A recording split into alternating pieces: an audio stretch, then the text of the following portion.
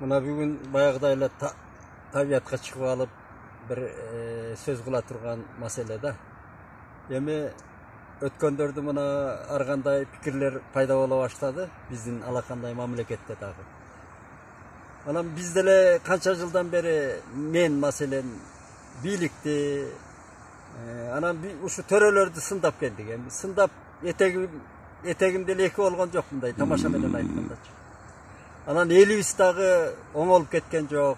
Бийлик дагы бир кескин бурулуштар жасабай ушундай чайналып эле баягы турмушта. Анан bir ой келет. Мына дүйнөнү карап туруп, коокалуу дүйнөнү карап туруп, ушул ааламда шу космополитизм ушундай бир чоң агымдар жүрүп атат. Дүйнө бөлүнүп жарылууга келип атат. Ушундай кезде алакандай ак калпак кыргыз эли кылымдардан бери сан кылымда ушу ала тоосун сактап келген ата бабалардын мурасын биз кантипкенде алып калабыз. Канткенде ошо кыргыз өзүнүн касиетин барк баасын, наркын жоготпой ушул улуу агымдан аман эсен сакталып калат деген ойлор түшөлтөт да. Бул эми ар бир кыргыздын кыргызмын деп жүрөгү соккон адамдын жүрөгүн түшөлтө турган маселе. Мына ушундайда баары бир эле кайра уңгу рухий тамырыбызга кайрылууга туура келет. Ошон үчүн мен көптөн бери ойлоп жүргөн мына Манасты, улуу Манасты.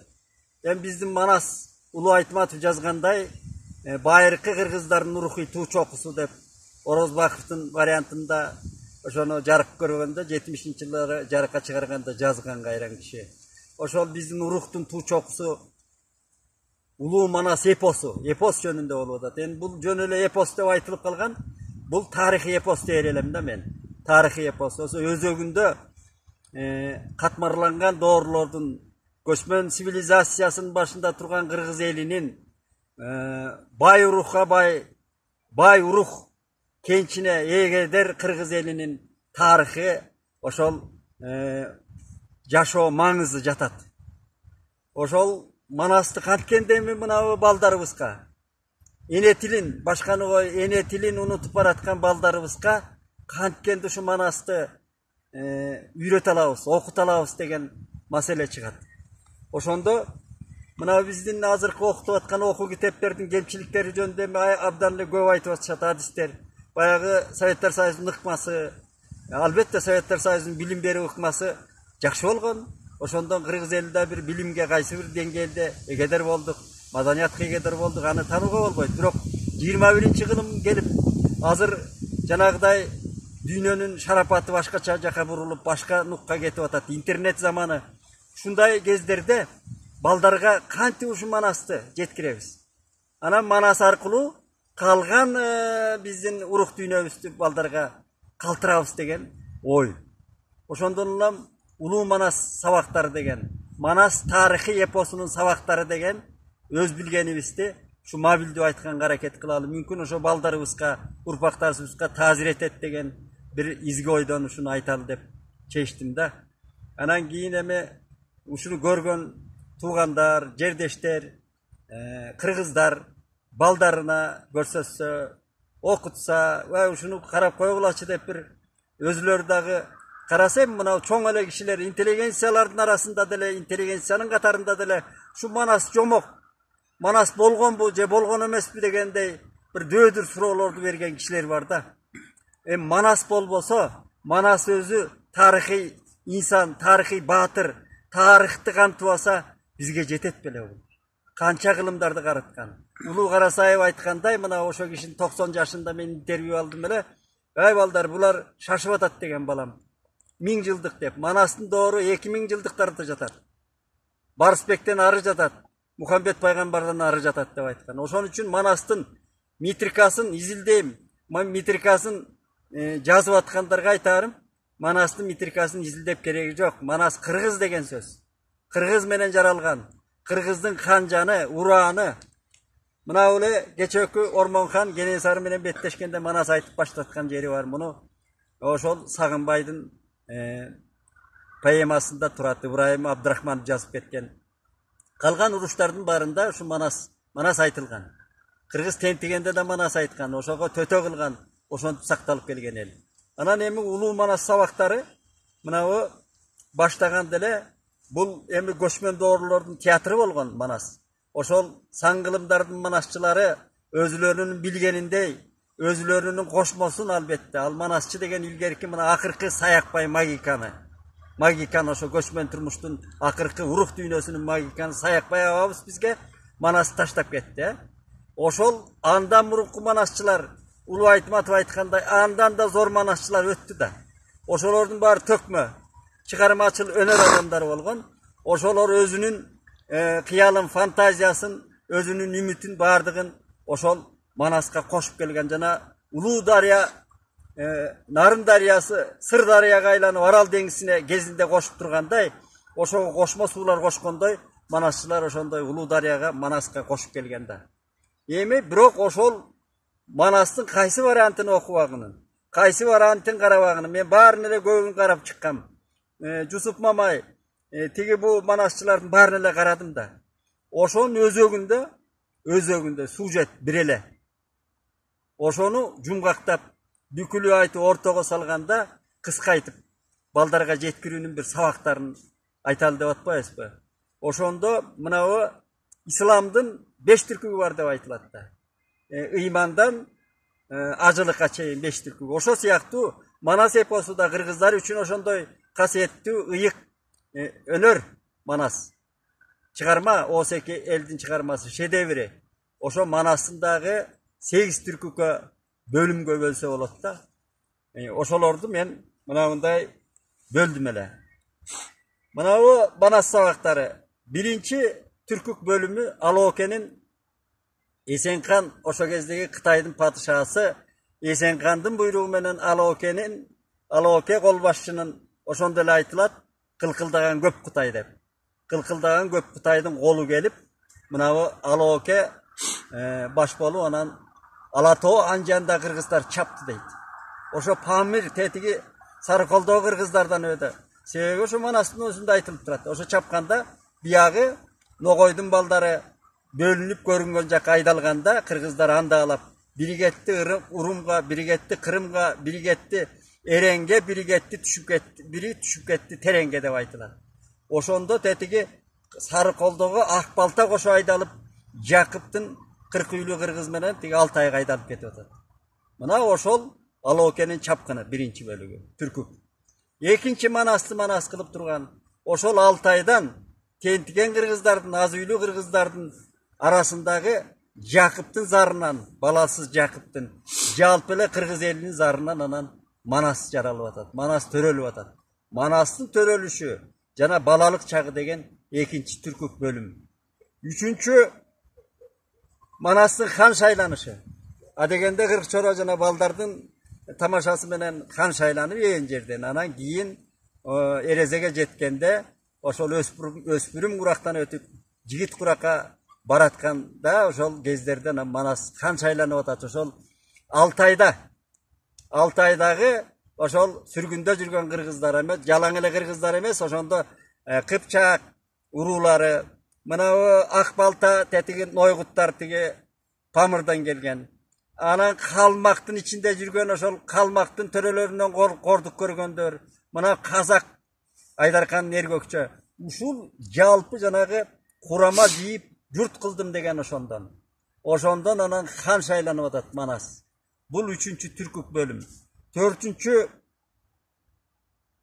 хан шайлангандан кийин устаты Акбалтанын, Нойгуттардын Акбалтанын кеңеши менен хан Кошойго келгени.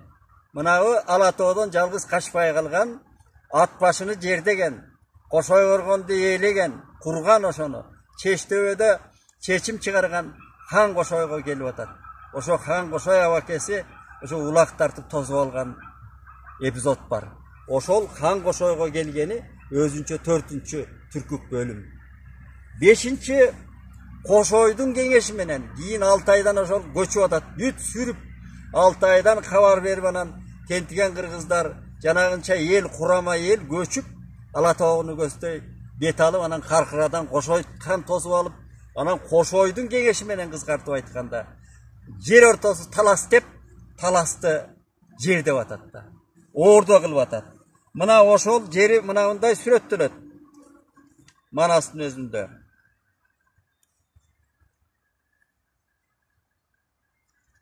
Uşul jönölö bul talas bekerinden tandalgan emes. Oşol Ысык көл жөнүндө айтылат. Каркыra, tigi Çoңalay, biyagı Aydarkanın gökçösü Sararkanı jerdeyli deyit. Oşonun barına koşoy, ana jer ortasında var jagı Taşkent, Kökötöy han bolot deyin. Uşulardın bardığını ananan çoğulup Kırgızlar oşo jerde ordo kurgan. Ordo degen rezidensiya degen söz. Bul oşol Talasты ordo kılgan oşo 4-cü türkük bölüm. 5-ci oşol Jayger Talasты elep turgan keste Kırgızlar ordo kılıp Almanbettin Manaska gelişi, Kırgızlarga gelişi. Mınavul oşol dagı çoğ özünçe bölüm türkügü. Almanbet çoğ kişi emes. Almanbet Kıtaydın ordosunda, Esenkandın oşo Koңурбай menen oşol liderleri menen jol talaşkan, handık patışa talaşkan kişi. Mına bütünдөй Kıtaydın sırın bilgen. Özünçölö bir janagı 1000 san tümen kolgo tete adam batır. Oşondoy strateg kelip atat azırkı til menen aytkanda. Mına oşonu Manas janagıday at çaap, ulak tartıp tosup alıp, anan Çiğirdi'nin ekemçegin ekoy em dos bolup atat. Oşo kezderde Kırgızlardın saltı, enesinin emşegin emisip anttaşkan dos bolgan. Gördünüz mü? Andan kiyinki çoğ şu türkük bölüm Kanikeydin, Manastın Kanikeyge öylönüşü. Aga şeyin 2 ayalı olgan. Em Kanikeyde zayıpka egederi oluşu Manastın. Oşo manasçılık dengelge götürgen ayal zatı Kanikey olgan. Oğruğu olgan. Büt saramjaldu bardığın belendegen, bardığın aldın ala tuyup bilgen ayal zatının ayarı mınday aytkanı akıl göğü oşo Kanikey enebis. Andan arı barganda 6-cı türkük bölümde Gözkamandardın okuyasını aytabız. Gözkaman, Gökçököz degen, oşol Üsön degen nogoydun bir uulu Kıtay tarap kaydalıp ketip, alar Kıtaydın tazirinde çoğoyuşu anan kiyin Manastı jok kılıbıga atayın, oşol Kıtay padişasının buyruğu menen gelip atat. Bular oşo jana özden çıkkan, ört jaman özökten çıkkan jat jaman degen oşondan kalgan. Oşol Gözkamandar gelip anan Manast bayağı Aykölдүк menen tosup alıp, oşondoy jaygarıp atkanda laran Manastı çakırıp uu berip atat. Oşo Kanikeydin erdigi menen janagıday Manas aman kalgan. Mına bul Baltanın sağı Jıgaş degen düşünük. Oşol özden çıkat dayma. Oşol Gözkamandardın okuyası. Andan kiyinki çoğ bölüm. Manastı Manas kılıp karmap turgan çoğ bölüm oşol Gökötöydün aşı. Görkön bölümü. Mına Gökötöydün aşı biz eseptep görgönbüz. 26 handıktan elden ökül gelip atat. Mınday aytkanda oşo Orta Azya göçmen ellerden Kıtay, Oğan, tigi Sıymun aralları dep tetigi Kuril aralları mınday aytkanda kança жерден çakırılıp atat. Bir yıl murun kabar verip. Mına bu salıştırıp aytkanda Gökötöydün aşı. Ulu göçmen ellerinin oşol sivilizasiyası dep atabız. Oşo kezdegi göçmen ellerden emi Kıtay oturuktaşkan, Oğan oturuktaşkan oşol ellerden olimpiyadalık dengeldegi sporttuk oyunları bolgon mınday aytkanda, azırkı til menen aytkanda. Mına Afinada orta kılımda payda bolup atkan janagı olimpiyadalık oyunlar degendey bizde oşol Gökötöydün aşı mına ulu faktı bul özü. Gökötöydün aşında oşonça el gelip mına Karkıra tandalıp, Karkırada oşo Han Koşoydun kengeşi menen anan jana ulu toy ötkөрülüp atat. Oşondo göçmen ellerden janagı göçmen oyunlardın türleri görsetilip atat. Mına giyin oşol dişana, oşol salt ulanıp, kança kılımdan giyin, kança zamandan giyin oşo göçmenlerдің oyunları. Kayreli oşo bizni alata o jergebizde ötkönü. Mına 3 oyun öttü o. Adegende 20 kança mamleketten andan jürüp oturup mına akırkısı 19-18 yılı öttü. Soronbay Jeenbekov'un prezidentlik uçurunda. Oşondo 80'den aşık mamleketten geldi.